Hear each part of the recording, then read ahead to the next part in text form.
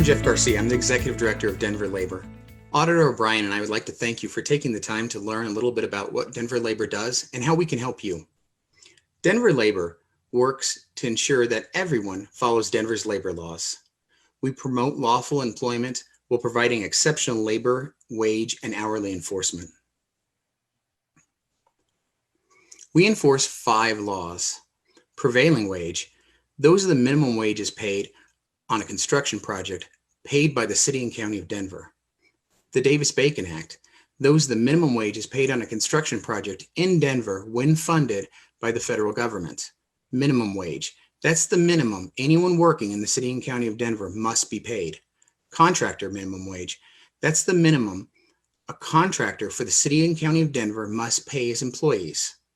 And living wage, similar to contractor minimum wage, it's a minimum certain contractors must pay their employees on a very limited, specific group of trades. We work tirelessly to ensure that every payroll, every invoice, every complaint is reviewed, audited, and investigated. Year over year, we're doing more for the city. This year, we'll exceed $1 million in restitution recovered.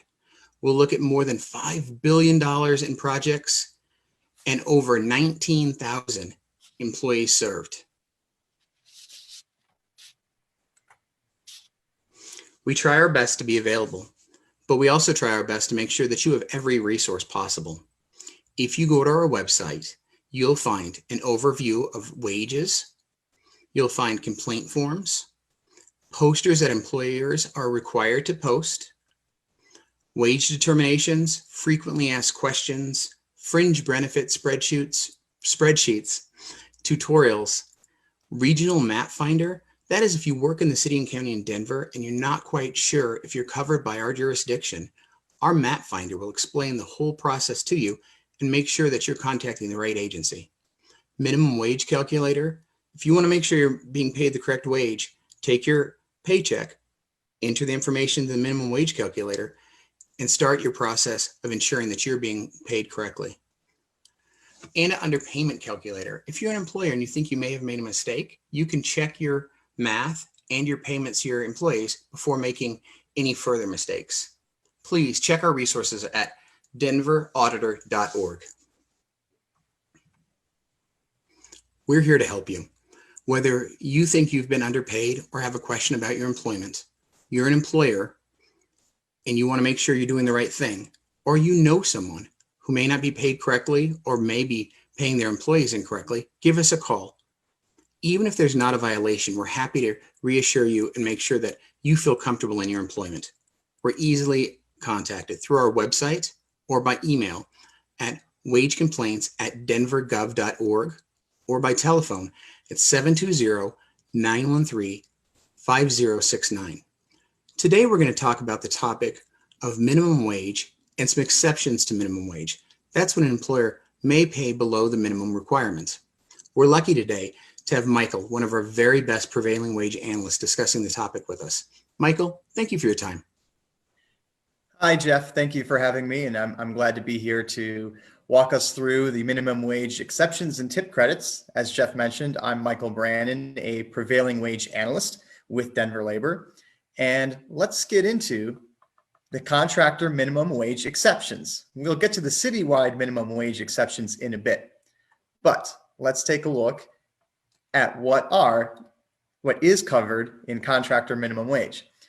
Denver contractor minimum wage covers employees who work for contractors or subcontractors in the city and county of Denver on city property, providing one of the following services. As you can see on your screen, there are many different categories.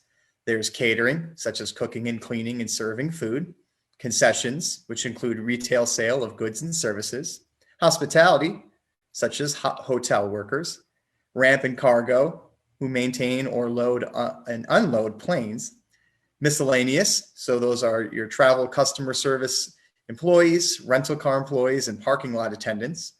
We have maintenance, such as custodians and window washers, and security, generally security guards. As you can see, there are many different types of jobs that are covered. Also included are workers out at Den Airport. Contractor minimum wage rates do change. Currently, they are $14 an hour. On July 1st, 2021, it will increase to $15 an hour. On July 1st, 2022, and July 1st every year thereafter, the increases are tied to prior year's regional consumer price index increase, if any. Let's go through some of the exceptions to the contractor minimum wage.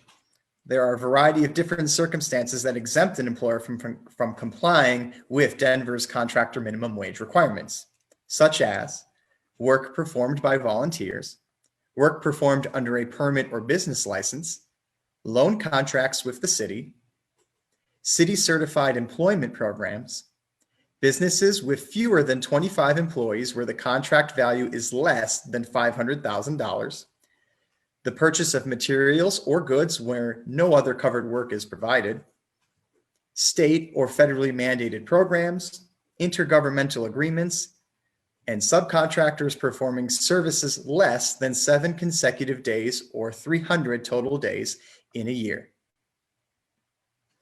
So we've just reviewed the contractor minimum wage information. Let's talk about the citywide minimum wage exceptions. And a quick overview of the citywide minimum wage. Pardon me, we'll go back a slide. It is Denver Revised Municipal Code, Chapter 33.71-16. It's for all workers performing work after January 1st, 2020, and it's only within the geographical boundaries of the city and county of Denver. We do have on our website, denverauditor.org, a tool to help you determine if the work that you've performed is within the city and county of Denver. The citywide minimum wage is not dependent on any contractual relationship with the city.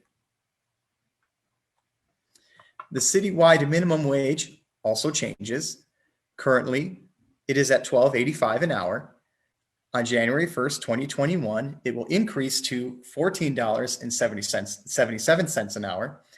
On January 1st, 2022, it will increase again to $15.87 an hour. And then on January 1st, 2023 and January 1st every year thereafter, the increases are tied to the prior year's regional consumer price index increase, if any. Let's take a look at some of the exceptions to the citywide minimum wage.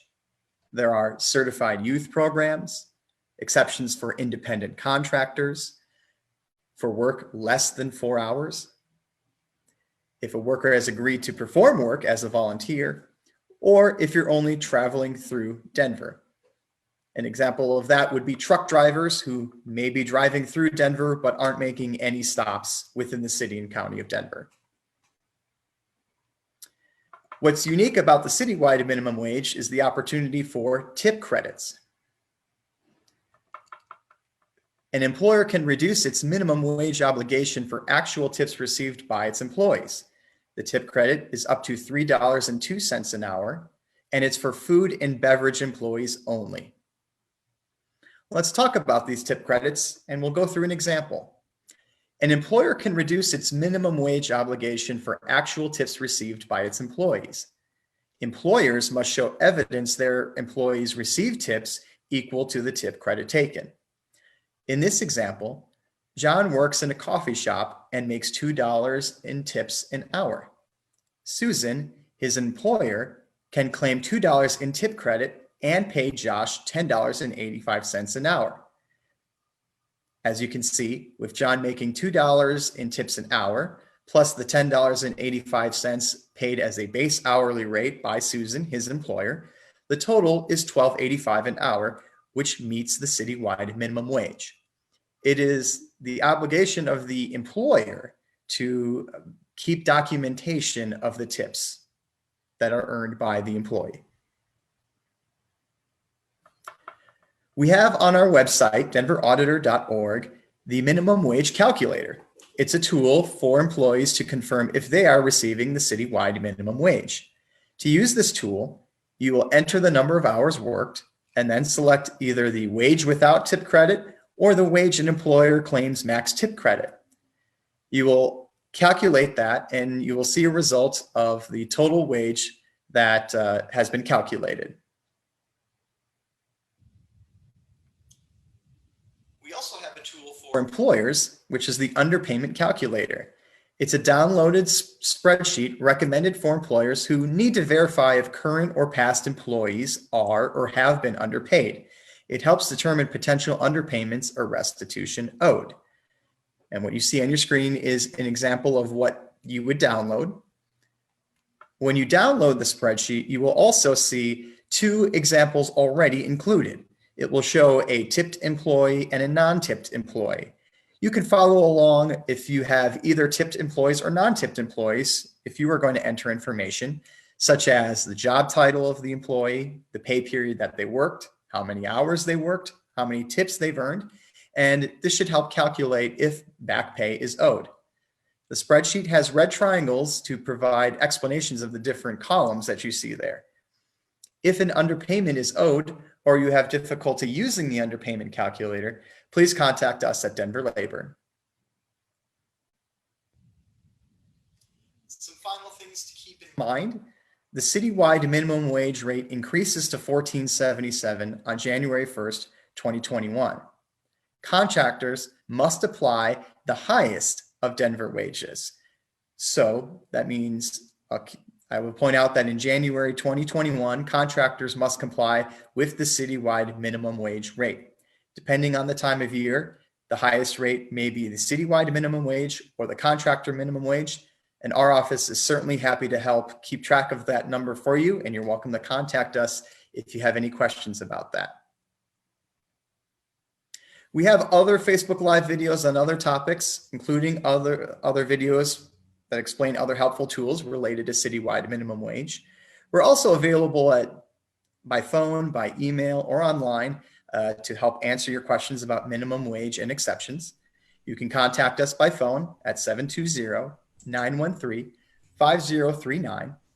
We're available by email at wagecomplaints@denvergov.org.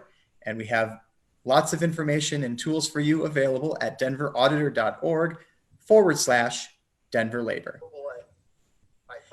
And you can see on the screen, again, the website, an email for the Denver Auditor, as well as the Facebook link to watch some of our previous Facebook Live videos. And my email is on there as well. And I am happy to answer any questions that come through an email, and I'll do my best to help provide some guidance. Speaking of questions, Jeff, it sounds like you're back on our video here. And have we had any questions from our Facebook viewers? Thanks, Michael. That was really informative. No, we don't have any Facebook questions at the moment, but thanks for telling everybody about our archive. We do have wonderful topics on all the work that we do and our Wage Wednesday videos from past presentations. And we will continue to do Wage Wednesdays going forward through the remainder of the year and into 2021. If you do have any questions, please contact us as Michael suggested, or you can leave questions in the comment section and we'll return any inquiries that way as well. Michael, thank you. It was truly a wonderful job. Thank you very much.